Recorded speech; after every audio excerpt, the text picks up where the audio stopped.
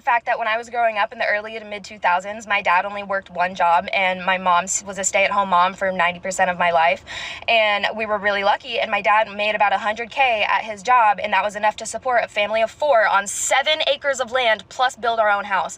And now that I'm an adult living on my own, I'm single, I have no kids, I can barely even afford rent. Their mortgage payment was $790. I make 60% of what my dad made in the early 2000s, and he was supporting a family of 4 on his solo salary of $100K, and I can't even support myself on a salary of just under $60K. Like, make it make sense. Inflation is out of control. Cost of living has gone up. Young people are priced out of the housing market. In my country, Australia, in 1984, the average home cost was $64,000. The average annual income was $19,000, and the average mortgage was $42,000. When you bought a house, it was roughly 3 times your annual income. In 2023, the average home cost $920,000, the average annual income is $90,000, and the average mortgage is $576,000. Now, when you buy a house, it is roughly 9 times your annual income. House prices have skyrocketed and wages have not kept up. Now, you might think that this is just economics, that this doesn't affect the dating market, but you would be mistaken. The more expensive a society is to live in, the more women have to work. Families cannot survive on one income. In order for lots of women to survive in the corporate world with high-stress jobs, they've had to cultivate and develop their masculinity. They have to be tough, be ambitious, be disagreeable. That makes them more successful in the workplace. Financially, that's a good plan, but it has a disastrous effect on her femininity. How is she going to relax and be soft and nurturing and feminine when she needs to turn up to her 9-to-5 job every day and be a boss bitch? Our increased cost of living has caused more and more women to lose contact with their own femininity. It's so sad. It's depressing. You want to see how ugly it is when women lose touch with their femininity? You want to see what that looks like? Oh my God, guys, I'm freaking out. What am I gonna do? Just kidding, I already scheduled the appointment. This sort of attitude would have been impossible back in the day when women were still in touch with their femininity. But now, laughing about having an abortion, posting it on social media, drinking alcohol, that is now possible with this new generation of modern women because they've abandoned their own womanhood. They're not in touch with any motherly or feminine instincts. This has a disastrous effect on the dating market because when women lose contact with their femininity, it makes men lose attraction to them. What is the main challenge of dating Australian women nowadays? Definitely women are hyper masculine, you know, they're very independent, they're in control, they want to control everything. And I think what we kind of miss with men is that it takes a lot of courage and a lot of bravery to actually go up to a woman and ask her to go on a date, you know? And there's that fear of rejection, and no one wants to get rejected, but these guys are out there, they're taking a hit, and they're coming up to these women that aren't feminine, they're not playful, they're defensive, they're aggressive, and then the women are complaining about, you know, well, why don't men approach me? And it's like, well, that's why. She's absolutely right. And it's one of the reasons why more people are single now than ever before. Looking at these statistics, 63% of men in their 20s are single. And that's up from just 51% a few years ago. And this is before inflation really took off. We're 2 years on now. The numbers are probably even higher. Having 2/3 of young men single, that's insane. That's not normal. Ask your grandfather what it was like back in his time. And he'll tell you that for him and all of his friends, it was weird if you reached your mid-20s and you weren't already married and about to have kids. Back then, single men were the minority, but in the modern era, lots of men are just dropping out. They're looking at the current crop of women who are working like crazy, trying to keep up with the cost of living. They've got aggressive, masculine personalities, crazy expectations and standards, absolutely no femininity. And so the men are looking at this and thinking, no, that's just not worth it. I want a girlfriend. I want companionship, but she has to be nice. She has to improve and add to my life. She has to be feminine, and I'm just not meeting many women like that. And it seems like every year, collectively, women are getting less feminine, less pleasant to be around. And yet, at the same time, women's expectations for what they deserve, what they're entitled to, just goes up and up and up. So what do we call this phenomenon when women are getting worse, but their expectations are getting higher? It's called hoflation. A lot of guys are socially awkward. I think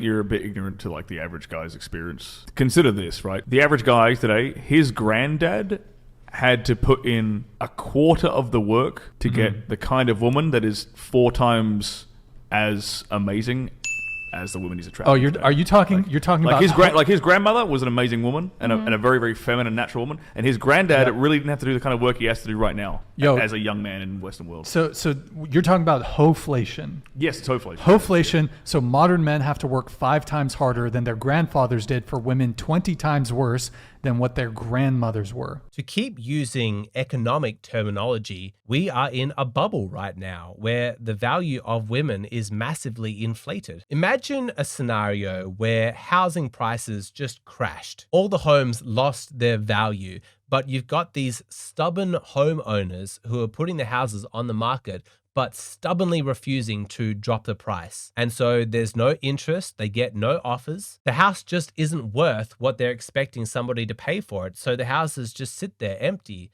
unoccupied. That's how a lot of modern women are, with an overinflated sense of their own value. But no one's interested. No one's going to pay that price. No one's going to meet those expectations. They'd rather just stay single. So it would seem obvious from a woman's perspective that the most sensible thing to do would be to consult reality. Look at the market. Look at where you sit in the grand scheme of things and ask yourself, am I actually this valuable? Am I pricing myself too high? Could that be why I'm still single? Do men actually find me as attractive and as desirable as I think that they do? Because if not, maybe I need to lower my standards or just improve myself, offer a better product. I need to try and meet the market. That would be sensible, but that's not what women are doing.